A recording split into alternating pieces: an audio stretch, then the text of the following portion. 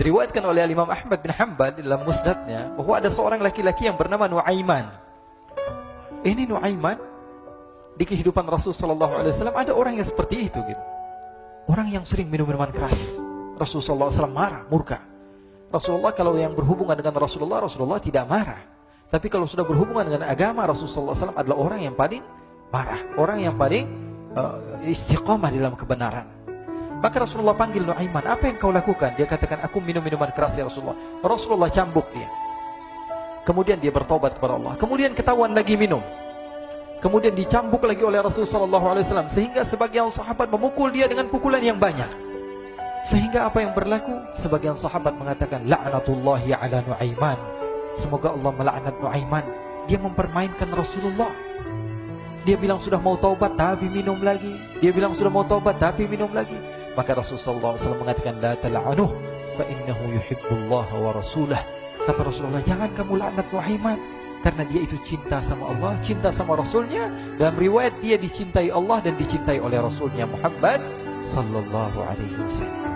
Ibn Majah menceritakan bahwa Nuaiman ini pernah suatu waktu diajak oleh Sayyidina Abu Bakar pergi ke negeri Syam. Negeri Syam itu di mana?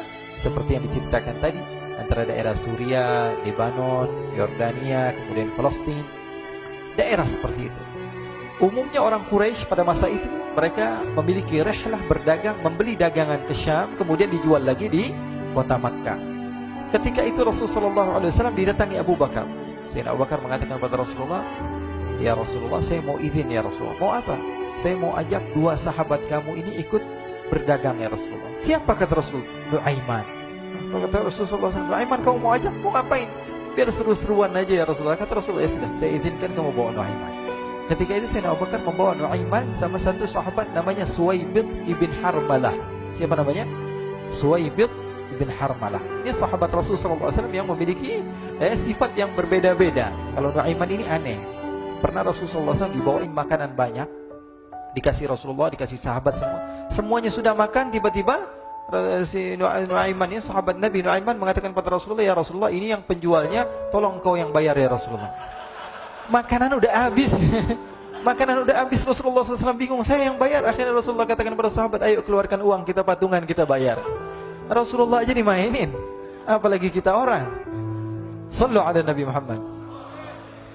Nuaiman diajak Sayyidina Abu Bakar. Kata Rasulullah SAW, benar kamu mau ajak Nuaiman? Iya ya Rasulullah. Diajaklah. Diceritakan dalam riwayat Ibn Majah, diceritakan juga dalam Siyar A'lam An-Nubala, diceritakan juga dalam Musnadnya Imam Ahmad bin Hanbal, dalam riwayat Imam Ahmad bin Hanbal. Maka diceritakan Nuaiman diajak oleh Sayyidina Abu Bakar. Sesampainya di negeri Syam, semua dibagi tugas. Fulan bin Fulan kerjaannya ini, Fulan bin Fulan kerjaannya ini, semua memiliki kerjaan. Nuaiman tanya, wahai Abu Bakar, kerjaannya saya apa wahai Abu Bakar? Kata Sayyidina Abu Bakar, kamu mau ngapain terserah kamu wahai Nabi. Yang penting kamu ikut saya kan. Kemudian satu di antara mereka namanya Suwaibid ibn Harmalah ditanya oleh Sayyidina Abu Bakar, wahai Suwaibid, kamu mau kerjaan apa? Kata Suwaibid, terserah kamu wahai Abu Bakar. Kata Sayyidina Abu Bakar, kamu menjaga makanan, karena saya tahu kamu ini adalah orang yang senantiasa menjaga amanah. Suwaibid ini kalau disuruh maju dia maju, disuruh mundur dia mundur, disuruh ke kanan dia ke kanan, disuruh ke kiri dia ke kiri. Orang yang ikut aja. Kalau Nuaiman beda, disuruh maju dia ke belakang, kasih sen kanan ke kiri belok. Nuaiman itu orang yang berbeda. Maka Suwaibid mendapatkan tugas, semua mendapatkan tugas kecuali Nuaiman. Sehingga ikhwani, apa yang berlaku, apa yang terjadi? Sayyidina Abu Bakar pergi sibuk dengan kesibukannya, sehingga datanglah waktu siang. Nuaiman sudah lapar. Nuaiman cari makanan. Dia nggak punya uang, diajak Sayyidina Abu Bakar tapi tidak diberikan uang. Sehingga dia cari-cari makanan. Dia tahu Suwaibid yang jaga makanan. Dikatakan, wahai Suwaibid, saya mau makan, berikan kepada saya satu roti saja. Yang terpenting apa? Saya makan sekarang, saya sudah lapar. Kata Suwaibid, ya Allah Nuaiman, kita tunggu Abu Bakar saja sehingga dia datang, karena ini amanat. Amanat dari Abu Bakar, saya tidak boleh berikan kepada siapapun kecuali atas izin Abu Bakar. Kata Nuaiman, kasih saya makanan, kalau tidak saya bikin masalah sama kamu. Merah wajahnya Suwaibid, karena dia tahu, jangankan saya, Rasulullah aja dimainin. Bingung. Apa yang harus saya lakukan? Akhirnya Nuaiman bilang, gampangannya aja, kata Nuaiman, kamu kasih saya makanan, atau kalau tidak saya bikin masalah sama kamu. Bingung Suhaib pikir panjang. Setelah itu dia katakan, ya sudah Nuaiman, saya tetap mau jaga amanah Abu Bakar, karena saya takut ini adalah perintahnya Allah, perintahnya Rasulullah SAW, dan perintah daripada Abu Bakar, sahabatnya Nabi. Kata Nuaiman, kalau memang begitu kamu maunya, ya sudah, berarti kamu ngajakin berantem sama saya. Nuaiman pergi ke pasar. Dia cari-cari tempat penjualan hamba sahaya. Dia lihat-lihat beberapa hamba sahaya. Ini berapa harganya? Ini katanya 10 qalanis. Ini berapa? Ini harganya, hitungan orang zaman dahulu, kita sih hitung seperti dirham, berapa ratus dirham gitu, 200 dirham. Yang ini berapa? 300 dirham. Yang ini berapa harga hamba sahaya? 300 dirham. Harganya antara 300, 200 sampai 100. Kemudian Nuaiman mengatakan kepada penjual hamba sahaya tersebut, saya punya juga hamba sahaya, tapi saya jual cuma 20 dirham saja, murah. Apa benar ada hamba saya harganya segitu? Iya, karena dia punya aib, ada kekurangan. Apa? Nanti kalau kalian tangkap, dia bakalan teriak, saya ini bukan hamba sahaya tapi orang merdeka. Akhirnya semua orang berkumpul mau beli. Ini Nuaiman sama Nuaiman diajak ke Suhaib bin Harmalah tadi. Kata Nuaiman, itu ada orang yang berdiri sedang menjaga makanan, itu hamba sahaya saya, tangkap saja. Oh baik. Diberikan uang 20 dirham, dimasukkan oleh Nuaiman ke kantongnya, kemudian Suhaib ditangkap. Ketika ditangkap, Suhaib teriak, saya bukan hamba saya orang merdeka. Maka orang-orang tersebut mengatakan, saya sudah tahu kekurangan kamu. Ini memang kekurangan kamu, memang kamu, tapi saya tidak perlu dengan bacot kamu, yang penting kerjanya kamu gitu. Ya kan hamba saya untuk apa? Untuk kerja. Mau dia ngomong apa, mau ngomel terserah, yang penting dia mau kerja. Akhirnya ditangkaplah Suhaib dan dijual di pasar. Nuaiman punya uang banyak ini. Dia beli makanan, dia beli minuman, dia beli hadiah buat Rasulullah.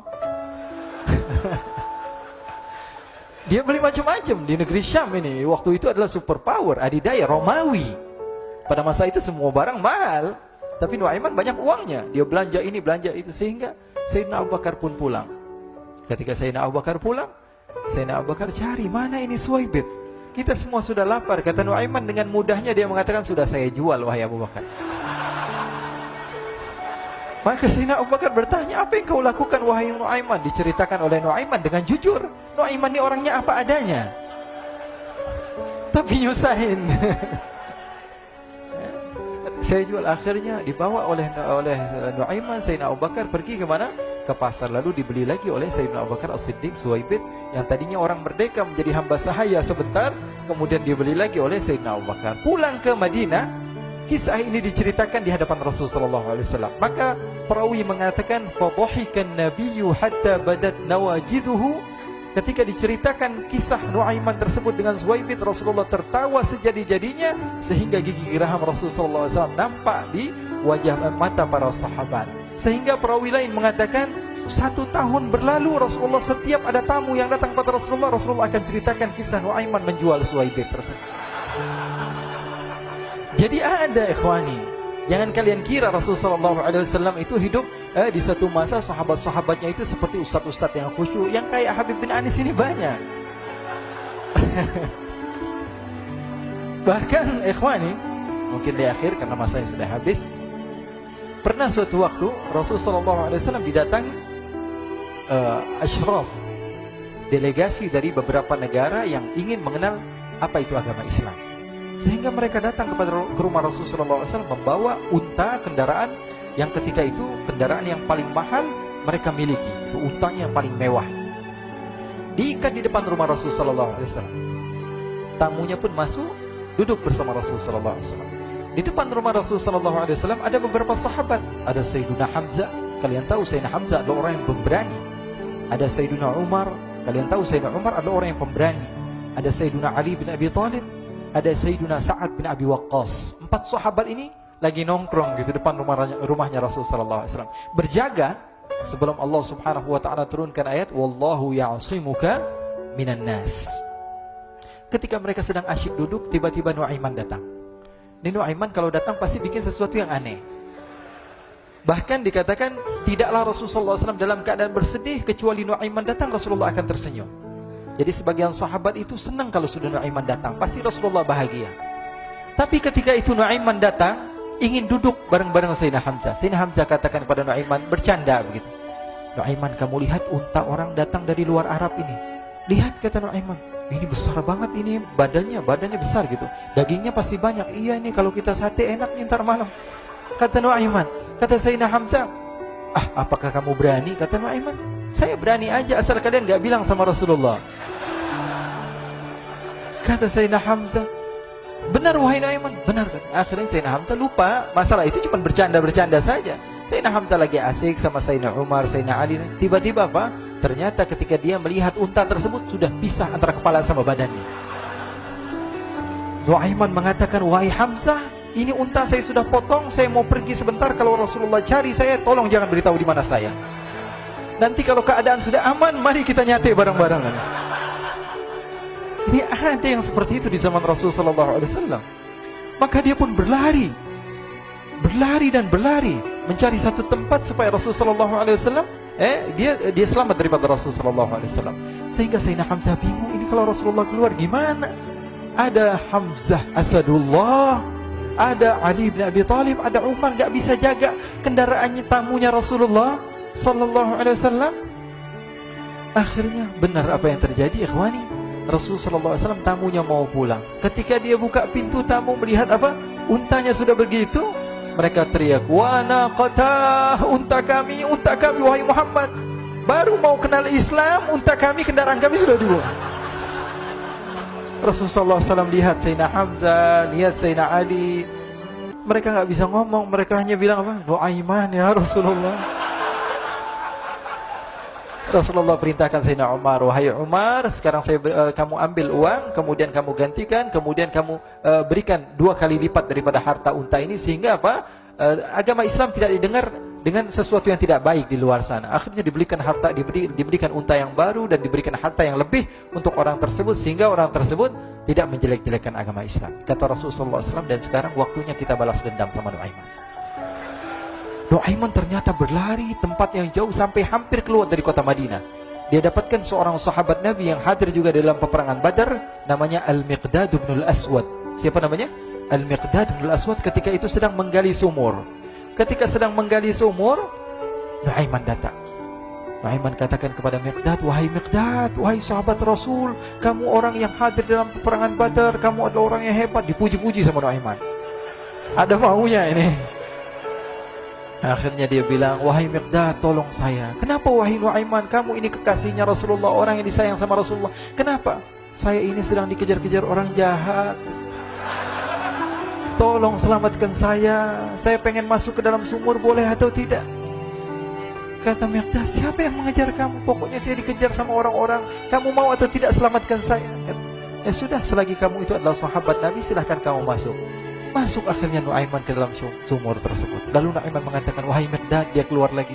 Nanti kalau ada yang cari saya, tolong jangan beritahu saya di dalam sumur ya. Kata Miqdad, baiklah. Kata Nuaiman, siapapun yang bertanya tentang saya, kamu tidak akan kasih tahu. Iya kan? Walaupun Rasulullah yang tanya saya. Katanya, nggak mungkin Rasulullah datang ke tempat sejauh ini. Iya, walaupun Rasulullah. Akhirnya masuk Nuaiman. Setelah beberapa menit Rasulullah dan rombongan benar datang. Miqdad bingung ini. Ini kenapa Rasulullah datang ke RW kami ini? Ada apa ini Rasulullah sampai sejauh ini? Ditanya, ya Rasulullah, ada apa ya Rasulullah? Kata Rasulullah, saya cari Nuaiman. Di mana Nuaiman? Innalillah, kata Miqdad. Nggak dijawab ini Rasulullah. Kalau dijawab saya ingkar janji. Akhirnya apa dia katakan? Wahai Rasulullah, mata saya tidak memandang kepada Nuaiman, tapi tangannya nunjuk ke dalam sumur. Sahabat. Apa dia bilang? Mata saya tidak melihat kepada Nuaiman, tapi tangannya nunjuk ke sumur. Akhirnya dibuka sama Rasulullah, Nuaiman muncul. Kata Rasulullah, Nuaiman, kamu bikin malu saya, wahai Nuaiman. Ya Rasulullah, yang bersalah bukan saya, tapi orang yang mencari saya bersama kamu, ya Rasulullah. Akhirnya Rasulullah nengok, siapa? Ternyata Nuaiman sudah lari kabur. Sallu ala Nabi Muhammad. Kisah-kisah seperti ini sebenarnya banyak sekali, ya. Ini menunjukkan kepada kita bahwa kehidupan Rasulullah itu begitu indah. Rasulullah SAW, kalau kamu mau menjadi orang yang baik, contoh Rasulullah. Mau menjadi bapak yang baik, contoh Rasulullah. Mau menjadi pemimpin peperangan yang baik, Rasulullah. Mau menjadi murid yang terbaik, contoh Rasulullah. Bagaimana akhlak Rasulullah. Mau menjadi suami yang baik, contoh Rasulullah. Dalam segala hal, apapun itu, Rasulullah SAW adalah makhluk yang paling terbaik.